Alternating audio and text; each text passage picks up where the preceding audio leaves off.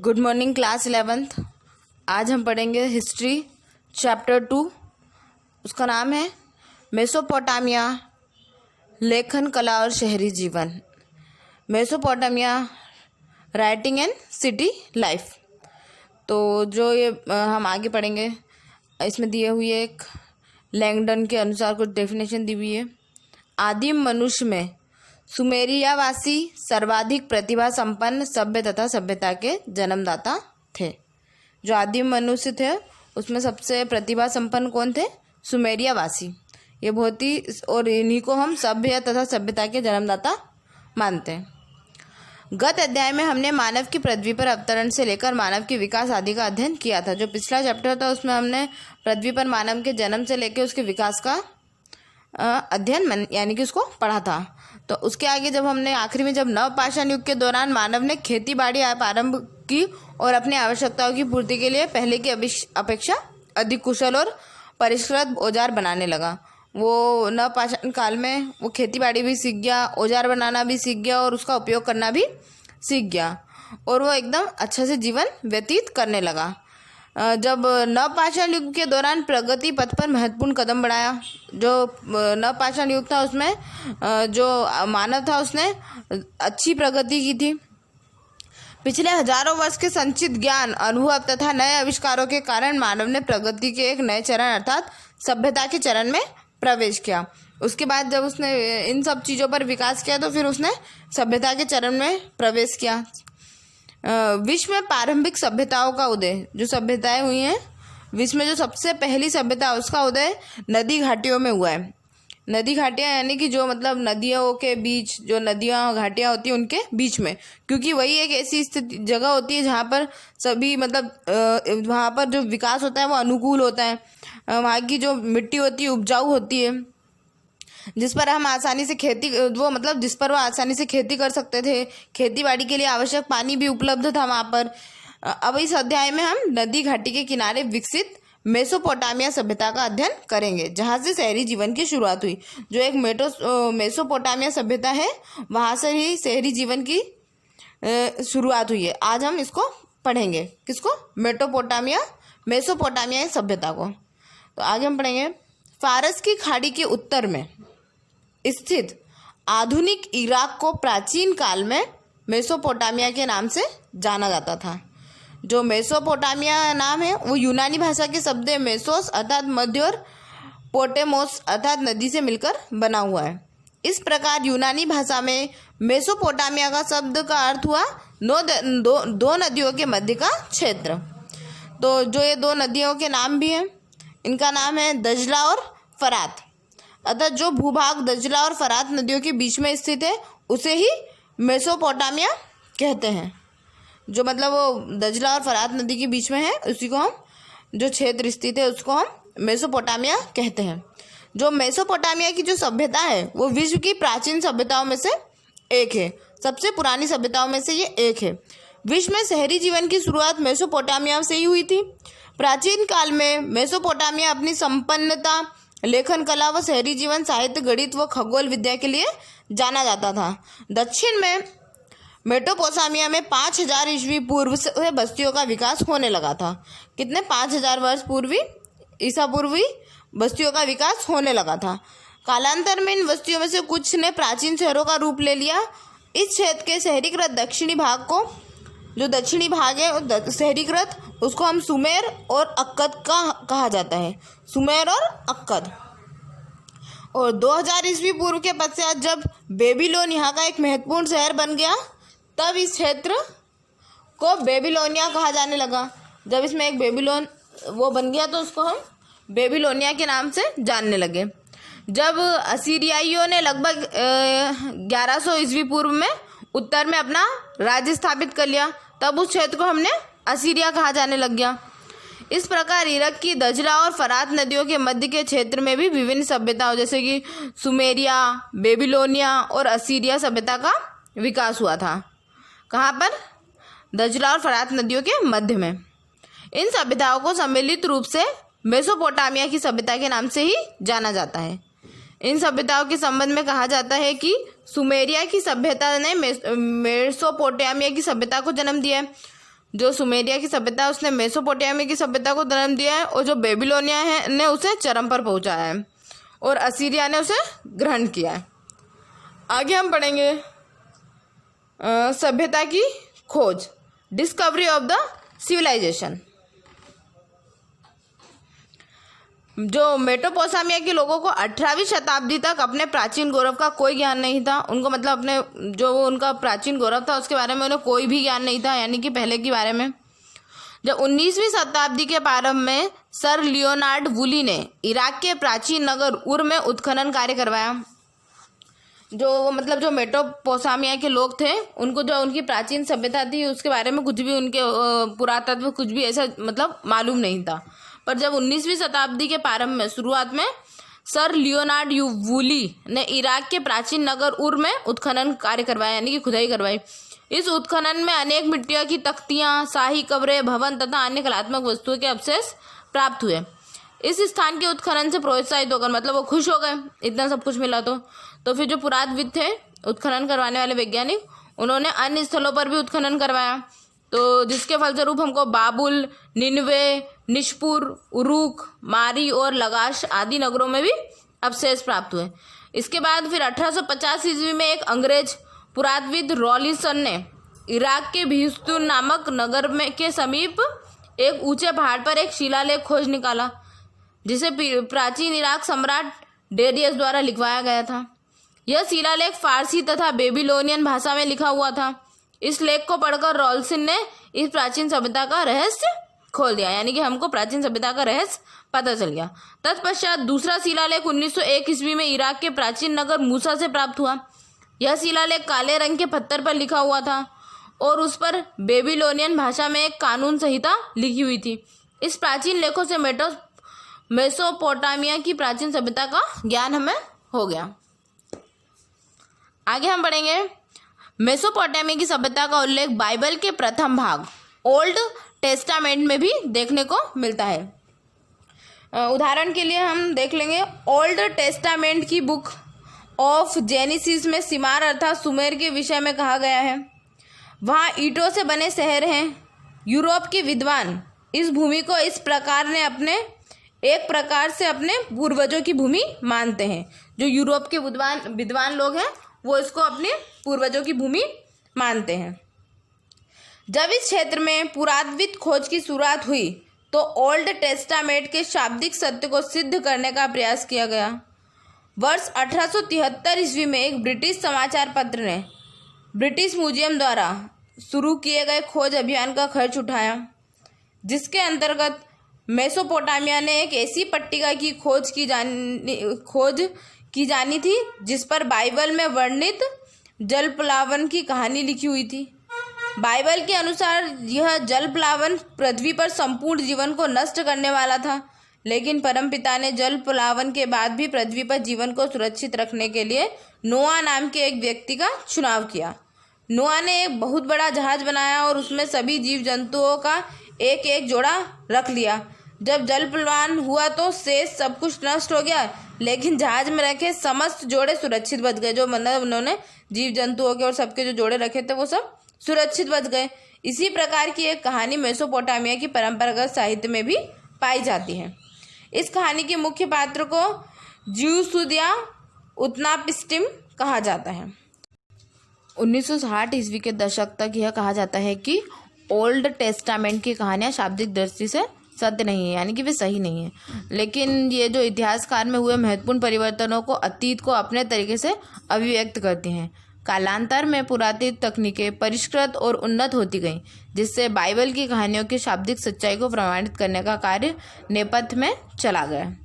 आगे हम देखेंगे मेसोपोटामिया का भूगोल, ज्योग्राफी ऑफ मेसोपोटामिया। तो मेसोपोटामिया इराक की एक पहाड़ी भाग है। जो मेसोपोटामिया है वो एक इराक का पहाड़ी भाग है। इसके दक्षिण में फारस की खाड़ी है जो इसे समुद्र के विशाल भाग से संयुक्त करती है, यानी कि जोड़ती है। इसके अतिरिक्त इसके दक्षिण पश्चिम में मिस्र ईरान स्थित है। इराक एक भौगोलिक विविधता का देश है। इसके पूर्वोत्तर क्षेत्र में ऊंचे नीचे हरे भरे मैदान हैं जो कालांतर में वृक्षों को आच्छादित पर्वत श्रृंखलाओं के रूप में फैलते गए। यह क्षेत्र स्वच्छ पानी से के झरनों एवं जंगली फूलों से परिपूर्ण है। इसमें एकदम स्वच्छ पानी है, झरने हैं और जंगली फूल भी हैं बहुत। इस क्षेत्र में पर्याप्त वर्षा होती रहती है, मतलब यानी कि पर्याप्त वर्षा होती है, भरपूर वर्षा, जिससे खेती भी अच्छी होती है। अब इस इलाके में लगभग 7000 ईसा पूर्व से लेकर 6000 ईसा पूर्व के मध्य खेती बाड़ी शुरू हो गई।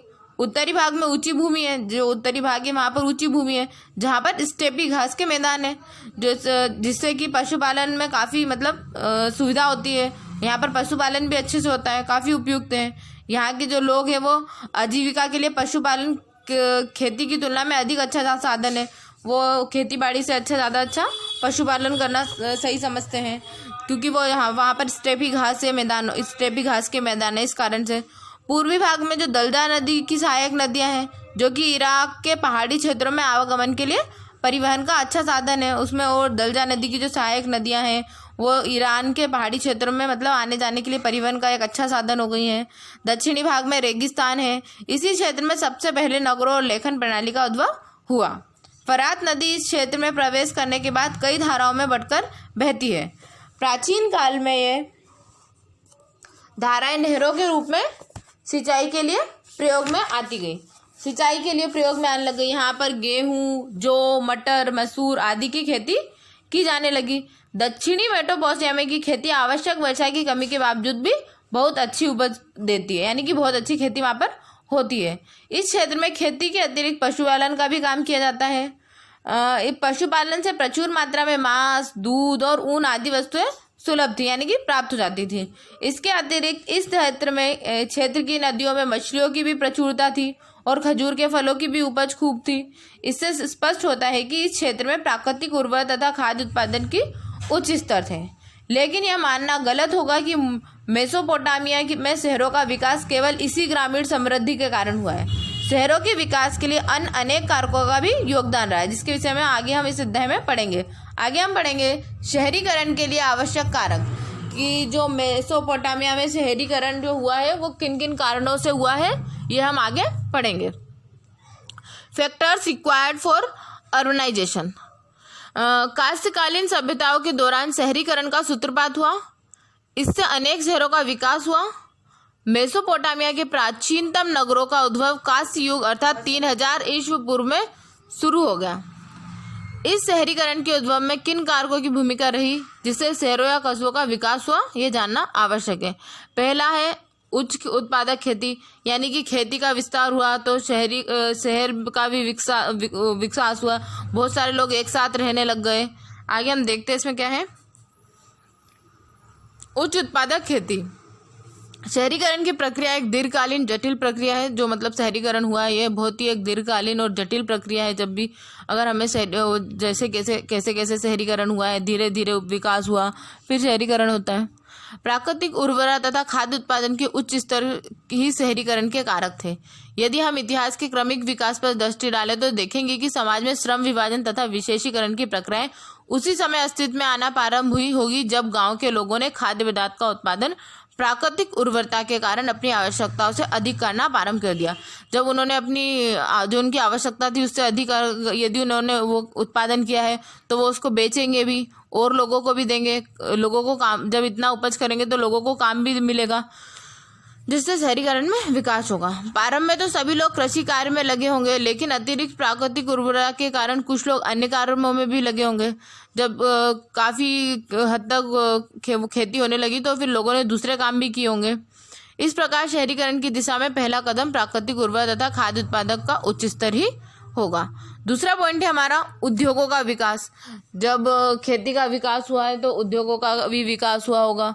अब उद्योगों का विकास कैसे हुआ है, फिर लोगों को मजदूरी भी मिली होगी। आगे हम इसमें पढ़ेंगे। प्राचीन काल में उद्योगों का विकास शहरीकरण के लिए एक आवश्यक शर्त थी। विभिन्न प्रकार के उद्योग केवल शहरों में रहने वाले लोगों की विभिन्न आवश्यकताओं की ही पूर्ति नहीं करते, बल्कि विभिन्न प्रकार के मजदूर एवं कारीगरों की आजीविका का भी साधन बन जाते हैं। जब उद्योग होंगे तो मजदूरों को भी काम मिलेगा और जिससे उनके मतलब उनकी आजीविका भी होगी। वस्तुतः शहरी जीवन में लोगों का एक साथ बसना तभी संभव है जब बड़ी संख्या में लोग कृषि कार्य के अलावा अन्य अलग अलग उत्पादन कार्य में भी संलग्न हो। मेसोपोटामिया का शहर के रूप में विकसित होना इसी का एक प्रमाण है। यदि लोग दूसरे काम भी करेंगे कृषि के अलावा तभी, और बड़ी संख्या में लोग उत्पादन कार्य शुरू करेंगे, दूसरे कार्य करेंगे, तो इससे उद्योगों में विकास होगा। तीसरा पॉइंट है हमारा उन्नत व्यापार। अब व्यापार कैसे, व्यापार बहुत सी चीज़ों का व्यापार किया जाता है। उन्नत व्यापार भी शहरीकरण का एक महत्वपूर्ण कारक है। व्यापार के माध्यम से ही गांव में उपलब्ध कच्चा माल और खाद्यान्न शहरों में पहुंचता है और शहरों से तैयार होने वाला माल सामग्री गांव में पहुंचता है व्यापार के माध्यम से ही।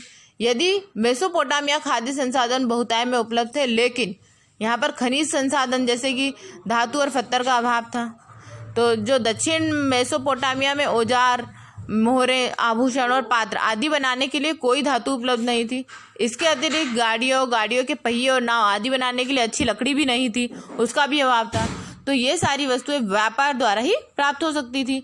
इसलिए ऐसा माना जाता है कि प्राचीन काल में मेसोपोटामिया के लोग अच्छी लकड़ी व तांबा, रागा, सोना, चांदी, सीपी और विभिन्न प्रकार के पत्थर आदि तुर्की, ईरान और खाड़ी पार से देशों से आयात करते थे। आगे हम चौथा पॉइंट पढ़ेंगे, लेखन कला का विकास। अब शहरीकरण के विकास के लिए लेखन कला की महत्वपूर्ण भूमिका होती है, क्योंकि हिसाब किताब की व्यवस्था के बगैर किसी भी प्रकार के व्यापार की प्रगति संभव नहीं होती है। यदि व्यापार किया है तो हमें हिसाब किताब भी रखना ही पड़ेगा। बिना हिसाब किताब के तो कोई व्यापार हो ही नहीं सकता, उसकी प्रगति ही नहीं हो सकती। निसंदेह मेसोपोटामिया में शहरों के उदय में लेखन कला के विकास में महत्वपूर्ण योगदान दिया है। मेसोपोटामिया में लेखन कला के विकास की विस्तृत चर्चा अध्याय में आगे हम करेंगे। आगे हम पढ़ेंगे श्रम विभाजन। श्रम विभाजन क्योंकि जब शहरीकरण हुआ तो लोगों को उनकी कुशलता के हिसाब से अलग अलग लोगों को अलग अलग कार्य दिए जाने लगे, जिसे हम श्रम विभाजन कहते हैं। तो जब बहुत सारे लोग, यानी कि जब शहरीकरण हुआ तो बहुत सारे लोग अधिक संख्या में एक साथ रहने लगे। तो एक साथ इंसान तभी रह सकते हैं, सभी लोग ज़्यादातर, जब हमको अपने कार्यों को करने के लिए सुलभता से यदि हमें कुछ कार्य करवाना हो तो उस कार्य के लिए हमें कोई व्यक्ति मिल जाए। तो जब बहुत सारे लोग एक साथ रहने लगे तो श्रम का विभाजन भी होने लगा। अपने एक ही इंसान को अपने सारे काम नहीं करने पड़े तथा वो अलग अलग लोगों से अपने कार्य करवा सकता था। यानी कि लोगों में और भी लोग थे जो अपने कार्य को कुशलता से कर सकते थे। जैसे कोई टीचर है तो वो टीचिंग करेगा, यदि कोई मूर्तिकार है तो वो मूर्ति बनाएगा। तो यदि हम बहुत सारे लोग एक ही जगह पर इकट्ठे रहते हैं तो हम अपने कार्यों को लोगों से करवा सकते हैं। इसी प्रकार श्रम का विभाजन हुआ और शहरीकरण में विकास हुआ। आगे हमारा 5th पॉइंट है कुशल परिवहन व्यवस्था। जब व्यापार बढ़े तो परिवहन भी बढ़ा। बिना